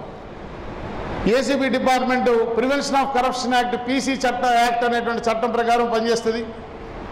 వాడు వచ్చి మన మీద సిఆర్పిసి క్రిమినల్ ప్రొసీజర్ కోడ్ కింద సిఆర్పిసి చట్టం కింద కేసు పెడతాడు. న్యాయస్థానంలో ఐపీసీ ఇండియన్ పీనల్ కోడ్ అనేటువంటి చట్టం ప్రకారం విచారణ చేసి నేర నిర్ధారణ జరిగితే శిక్ష విధిస్తారు.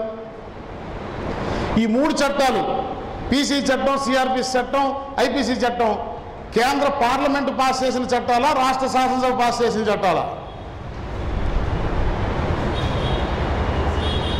ఎనీబడి? పార్లమెంట్ చేసిన చట్టాలు.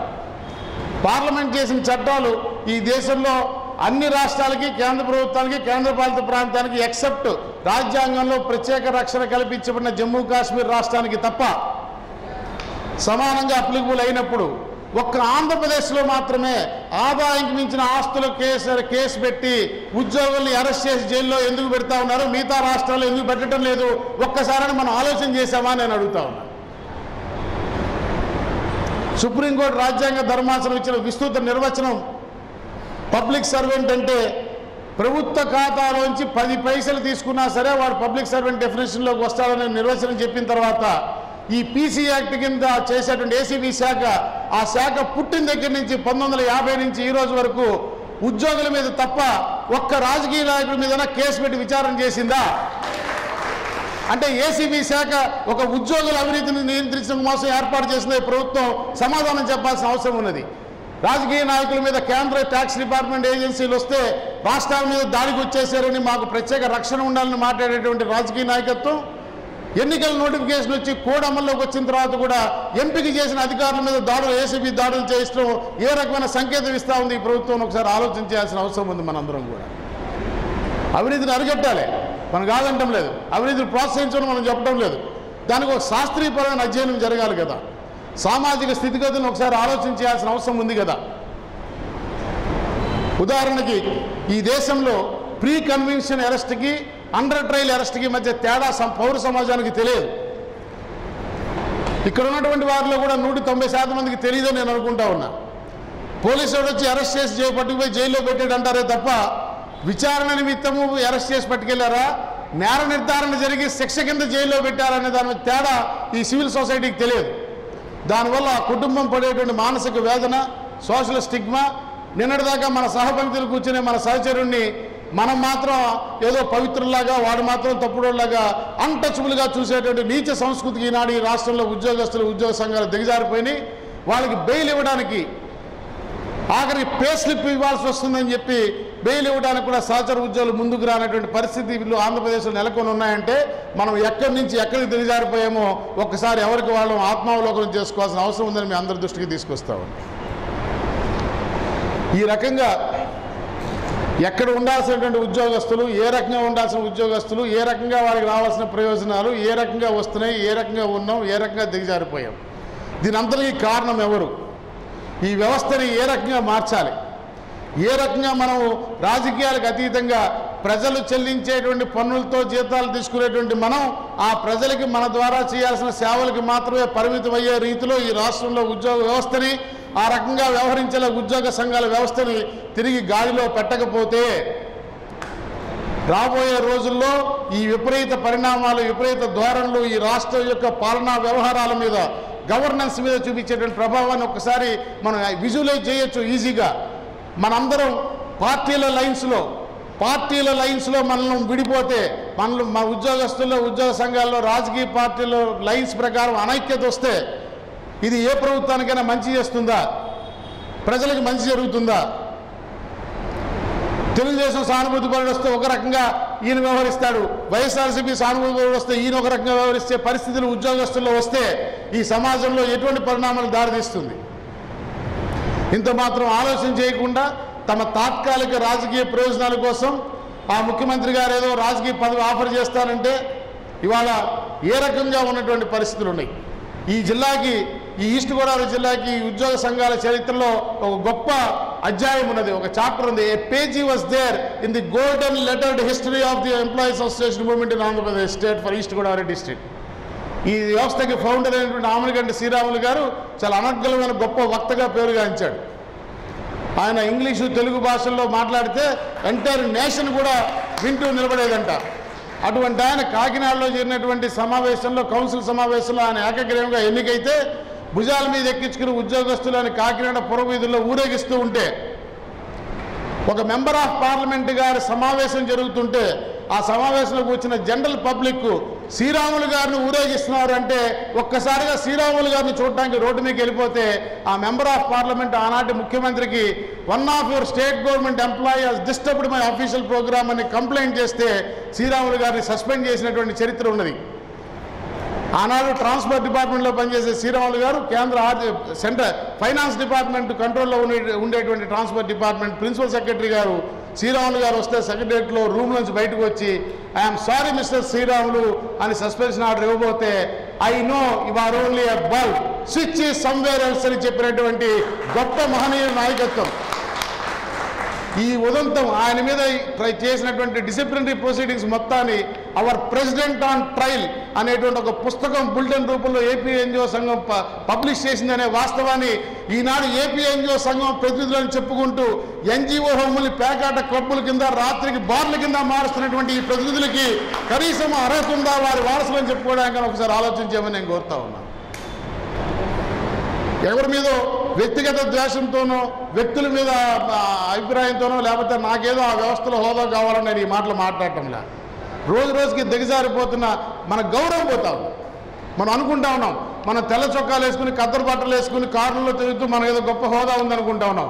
ఒక్కసారి నీ ఐడెంటిటీని పక్కన పెట్టి కామన్ పబ్లిక్లోకి వెళ్ళి వాళ్ళకి ఉద్యోగస్తుల మీద అభిప్రాయం ఏంటో తెలుసుకుంటే, రెండో మనం తిరిగి వచ్చి ఆఫీసులో కుర్చీలో కూర్చోవడానికి మనం సిగ్గుపడాల్సిన పరిస్థితిలో ఉన్న వాస్తవాన్ని ఈ ఉద్యోగస్తులు ఎంత తొందరగా గ్రహిస్తే అంత ఈ సమాజానికి మంచి చేస్తుందనేటువంటి విషయాన్ని సందర్భంగా మీ దృష్టికి తీసుకొస్తాం.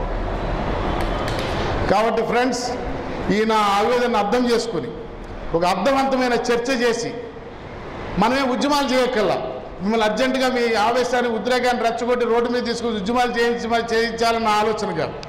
మనం ఉద్యమాలు చేయవసరంలా, మీరు కనీసం మాట్లాడండి. ఇవాళ నేను చెప్పిన అంశాలని మీ సహచరులతో మీ కార్యాలయాల్లో మాటల ద్వారా వారితో పంచుకోండి. 1-2 సార్లు పదే మన స్థితిగతుల గురించి మాట్లాడడం ద్వారా, ఈ సంఘాల వ్యవహార శైలి గురించి మాట్లాడడం ద్వారా ఈ సమాజంలో ఒక మార్పు తీసుకొచ్చేదానికి అవకాశం ఏర్పడుతుందని నేను మీ అందరినీ అభ్యర్థిస్తా ఉన్నాను. ఇది శ్రీకృష్ణుడు భగవద్గీతలో చెప్పాడు, నా మాట కాదు. నీకు కావాల్సిన దానికోసం నువ్వు పోరాడలేకపోతే కోల్పోయిన దాని గురించి ఏడ్చే హక్కు కూడా నీకు లేదని చెప్పాడని a famous quote from Bhagavad Gita says, if you can't fight for what you want, you have no right to cry for what you lost. నీకు కావాల్సిన దానికోసం కొట్టాడకపోతే కోల్పోయిన దానికోసం ఏడ్చే హక్కు కలిగి ఉన్నాం. కాబట్టి మనము మన హక్కును వదులుకోవద్దు. ఏడ్చే హక్కునైనా వదులుకోకుండా ఏడొచ్చే హక్కును నిలబెట్టుకోవాలంటే మనం మాట్లాడడం ప్రారంభించాలని మీ అందరినీ అభ్యర్థిస్తా ఉన్నాం. సో ఈ నేపథ్యంలో ఒక్కసారి మీరు ఆలోచించండి. ఒక చిన్న కార్టూన్, నేను చిన్నప్పుడు చదువుకున్న కార్టూన్ మీతో ముందు ప్రస్తావిస్తా. ఒక జరాఫీ యానిమల్ ఉంది. తల్లి జరాఫీ పిల్ల జరాఫీ రెండు ఉన్నాయి. పిల్ల జరాఫీ తల్లి జరాఫీని అడుగుతోంది. Camel, child camel is ask posing questions to mother camel. అమ్మ, నా కళ్ళు ల్యాషెస్, ఐ ల్యాషెస్ ఎందుకు ఇలా ఉన్నాయి, ఇంత దట్టంగా, చాలా బరువుగా, భారంగా అంటే మా తల్లి క్యామెల్ చెప్తుంది, అమ్మ మనం డిసర్ట్ యానిమల్, ఎడారి జీవులం కదా, ఆ ఎడారిలో గాలి తుఫాను వచ్చినప్పుడు, ఇసుక తుఫానులు వచ్చినప్పుడు నీ కళ్ళలో ఇసుక పడి నీకు ఇబ్బంది కలగకుండా టు ప్రొటెక్ట్ యువర్ ఐస్ భగవంతుడు మనకి వేషధారణ ఇచ్చాడమ్మా, ఈ రకంగా దట్టమైనటువంటి ఐ ల్యాషెస్ ఇచ్చాడు అని చెప్పింది. అచ్చా, ఓకే ఫైన్. దెన్ నా కాళ్ళకి గిట్టలు ఎందుకు ఇలా ఉన్నాయి, నా కాళ్ళు ఎందుకు ఇట్లా పొడుగ్గా ఉన్నాయి అని అడిగింది. Again the same answer. మనం వీఆర్ డిసర్ట్ యానిమల్, ఎడారి జీవులం కదా, ఇసుకలో నడిచేటప్పుడు పడిపోకుండా నీ గ్రిప్ ఉండటం కోసం భగవంతుడు మనకు ఆ రకంగా కాళ్ళకి ఆ గిట్టలు ఇచ్చాడు అని చెప్పి. అట్లా మరి ఇంకొక క్వశ్చన్, ఆల్ క్వశ్చన్స్ ఆస్కింగ్ తన బాడీ కంపోజిషన్, శరీర ఆకృతి ఎందుకు ఇలా ఉంది అన్న దాని మీద రకరకాల ప్రశ్నలు. పిల్ల జరాఫీ క్యాబిల్ తల్లి జరాఫీని అడిగితే అన్నిటికీ తల్లి ఒకటే సమాధానం చెప్తుంది, మనం ఎడారి జీవులం, అందుకోసం మన రక్షణ కోసం భగవంతుడు మనకి శరీర ఆకృతి ఇచ్చాడు. చివరిగా లాస్ట్గా ఫైనల్గా ఒక క్వశ్చన్ అడిగింది, మా భగవంతుడు ఇవన్నీ నేను ఎడారిలో ఉండటం కోసం ఇస్తే మరి నేను జూలో బోన్లో ఎందుకున్నానమ్మా అని అడిగింది. The last question is, when all these are provided by God to live in a desert, then why I'm in a zoo, that too in a cage. ఒక బోన్లో జైలు ఇక్కడ ఎందుకున్నాను, జైలు జీవితం గడుపుతున్నట్టుగా అని అడిగింది. సో మీరు కూడా ఒకసారి ఆలోచించండి. రాజ్యాంగం మనకి గ్యారంటీ ఇచ్చింది, సంఘాలుగా ఏర్పడడానికి అవకాశం ఇచ్చింది, మన పూర్వీకులు ఉద్యమాలు చేసి మనకి ఈ వ్యవస్థను బలోపేతం చేసుకోవడానికి ఏర్పాటు అవకాశాలు కల్పించారు, అనేక రకాల రాయితీలు కల్పించారు. వీటన్నిటిని సద్వినియోగం పరుచుకుంటూ మనం ఎక్కడ ఉండాలి, ఎక్కడ ఉన్నాం, జూలో ఉన్నామా, ఎడారిలో ఉన్నామా, మనకి మనం నిర్ణయించుకోవాల్సినటువంటి అవసరం ఉందని మీ అందరికీ మనవి చేస్తూ ఉన్నాం. 2,78,000 ఉద్యోగాలు ఖాళీ ఉంటే, ఆ ఖాళీలు భర్తీ చేయకపోతే, ఆ భర్తీ చేయనందుకు గాను ఆ కుర్చీలోకి రావాల్సినటువంటి నిరుద్యోగులకి నియామకం వయసును పెంచుకుంటూ పోతూ ఉంటే, పూర్వం ఉద్యోగం వస్తే పెళ్లి చేస్తామంటే 25 ఉద్యోగం వచ్చే పరిస్థితి ఉంటే, ఇవాళ మినిమం ఏజ్ ఫర్ రిక్రూట్మెంట్ 48 సంవత్సరాల కంటే రిటైర్మెంట్ 10 ఏళ్ల ముందుకు పెంచుకుంటూ పోయి, నియామకం చేయని వాళ్ళకి నిరుద్యోగ భృతి ఇస్తారనేటువంటి ప్రభుత్వం ఆ ఖాళీ కుర్చీల పని భారాన్ని మోస్తున్న ఇన్ సర్వీస్ ఉద్యోగులకి అదనపు ఎలవెన్స్ ఎందుకు ఇవ్వటం లేదు, దీన్ని ఎందుకు ఉద్యోగ సంఘాలు ప్రశ్నించడం లేదు అని అడుగుతా ఉన్నా. Work load is remain same. 2,78,000 ఖాళీల యొక్క పని భారాన్ని పనిచేస్తున్నటువంటి 3,70,000 మంది భారం మోస్తూ ఉన్నారు. మరి 2,78,000 కుర్చీల మీద మిగిలిన జీతభత్యాలు ప్రభుత్వానికి ఆదా అవుతున్నాయి కదా, అది మన సొమ్ము కదా, మన జీతభత్యాలుగా చెల్లించేసిన దాన్ని మనకి ఎందుకు అదనపు భత్యంగా ఎడిషనల్ ఎలవెన్స్గా పంచడం లేదు, ప్రభుత్వాన్ని ప్రశ్నించాల్సిన అవసరం ఉందా లేదా? ఇక ఈ రకంగా చివరిగా సిపిఎస్ అంశం ఉన్నది. వీళ్ళు ఓవర్ పీరియడ్ ఆఫ్ టైం ఉద్యమాలు చేస్తూ ఉన్నారు. ఎవరైనా సిపిఎస్ ఎంప్లాయీస్ ఉంటే న్యూ రిక్రూటీస్ వీళ్ళు కూడా కొంత వాళ్ళ ఆలోచన మార్చుకోవాలి. వాళ్ళకి సిపిఎస్ అనేది ప్రధానమైన సమస్య, పూర్తిగా నేను ఏకీభవిస్తాను. అది తప్ప ఇంక దేని గురించి మేము మాట్లాడడం అనేటువంటి విపరీత ధోరణి కూడా మంచిది కాదు. మిగతా ఉద్యోగస్తులతో సమానంగా అన్ని సర్వీస్ సమస్యల్లో మీరు కూడా భాగమే, వాటి పరిష్కారంలో మీరు కూడా చేయి కలపాల్సిన అవసరం ఉంది. అప్పుడే మిగతా ఉద్యోగులు మీ సమస్య మీద మీతో చేయగలిపేటువంటి అవకాశం ఉంటుంది. మీరు సిపిఎస్ తప్ప ఇంకో దాని గురించి మీరు రారు కాబట్టి మీ సమస్య మీద నుంచి ఓపీఎస్ వాడు రాడు. ఈ సిపిఎస్ అనే అంశం సమస్య ఏ రకంగా మనకు చుట్టుకుంది, ఇదే ప్రస్తుతం ఈ రాష్ట్రంలో ఉద్యోగ సంఘాల వ్యవస్థ ఏ రకంగా ఉన్నదో, అంటే ఒక అవగాహన లేకపోవడం వల్ల, ఉద్యోగ సంఘాల వ్యవస్థకి ఒక అవగాహన లేకపోవడం వల్ల 2004లో కేంద్ర ప్రభుత్వం ఈ చట్టాన్ని, ఈ సిపిఎస్ విధానాన్ని తమ ఉద్యోగస్తులకు తీసుకొస్తే, ఆనాడు కేంద్రంలో అధికారంలో ఉన్నటువంటి యూపీఏ గవర్నమెంటు, యూపీఏ చైర్పర్సన్గా సోనియా గాంధీ గారి ఆధ్వర్యంలో యూపీఏ పాలిత రాష్ట్రాల ముఖ్యమంత్రి సమావేశంలో నిర్ణయం తీసుకుని కేంద్రం యొక్క ఈ విధానాన్ని అన్ని యూపీఏ పాలిత రాష్ట్రాల్లో అమలు చేయడం ద్వారా దీన్ని జాతీయ విధానంగా మార్చుకొచ్చారు. So liberty is there for the రాష్ట్ర ప్రభుత్వం యొక్క లిబర్టీ. ఆ కేంద్ర ప్రభుత్వ విధానాన్ని మనం ఆఫ్ చేసుకోవాలా వద్దా అని నిర్ణయించుకునే అధికారం పూర్తిగా రాష్ట్ర ప్రభుత్వాన్ని. ఆనాటి రాష్ట్ర ప్రభుత్వం కాంగ్రెస్ ప్రభుత్వం ఉంది కాబట్టి కాంగ్రెస్ అధినాయకులు చెప్పిన ప్రకారము ఆ విధానంలోకి మరలింది. అయితే దాని ప్రభావం ఇప్పుడు వాళ్ళ ఖాళీ కుర్చీలు నియామకం చేయమని మనం ఉద్యమం చేయడానికి మనం ఎట్లయితే ముందుకు రావడం లేదో, అది మన పని కాదు, మన బాధ్యత కాదు, దానివల్ల మనకు సమస్య లేదని అనుకుంటా ఉన్నామో, అదే రకంగా ఆనాడు ఉన్న ఇన్ సర్వీస్ ఉద్యోగులు, ఆ ఉద్యోగ సంఘాల వ్యవస్థ ఇప్పుడు ఉన్నోడెవరికి సమస్య లేదు కదా అని దాని మీద వ్యతిరేకంగా ఆ ప్రారంభాన్ని అడ్డుకోలేదనేటువంటి వాస్తవాన్ని మీరు అర్థం చేసుకోమని నేను కోరుతాను. ఈరోజు ఎట్లయితే ఖాళీ కుర్చీలు నింపాలన్న భర్తీ రిక్రూట్మెంట్ చేయాలి, వేకెన్సీస్ ఫిలప్ చేయాలి, భర్తీ చేయమని మనం ఎట్లయితే ఉద్యమం చేయడం లేదో అది మన సమస్య కాదని మనం అనుకుంటా ఉన్నామో, ఆనాడు 2004లో మరి అట్లాగే వాళ్ళు ఉన్న వాళ్ళు ఎవరికి సమస్య కాదు కదా అనుకోవడం వల్ల ఈ విధానం తీసుకువచ్చింది. ఇవాళ 14 సంవత్సరాల తర్వాత దీన్ని రోల్ బ్యాక్ చేయాలనే డిమాండ్ జరుగుతూ ఉంటే ఖచ్చితంగా ఇది రాష్ట్ర ప్రభుత్వ పరిధిలోని అంశం, కేంద్రానికి ఎటువంటి సంబంధం లేదు. ఇందాక మనం చెప్పుకున్నట్టుగా 309 అధికరణ చాలా స్పష్టంగా రాష్ట్ర ప్రభుత్వ వ్యవహారాలు ఉంది. ఒకటే ఏమన్నా అంటే ఇక్కడ తీర్మానం చేసి అసెంబ్లీలో కేంద్రానికి పంపిస్తూ ఉంటారు. కేంద్రానికి ఏం సంబంధమో మనకైతే తెలియదు. కానీ మీరు గమనించండి, మన తెలంగాణలో ఎన్నికల్లో తెలుగుదేశం పార్టీ మేనిఫెస్టోలో మహాకూటమి అధికారంలోకి వస్తే వారం రోజుల్లో సిపిఎస్ రద్దు చేస్తామని ప్రకటించారు. మరి అది రాష్ట్ర ప్రభుత్వ పరిధిలో అంశమనే కదా. ఇక్కడ మరి అధికారులు 5 ఏళ్ళు పెట్టి దాన్ని ఎందుకు రద్దు చేయడం లేదు, ఇది మనకు అర్థం కాదు. ఇది వీళ్ళు ప్రశ్నించారు.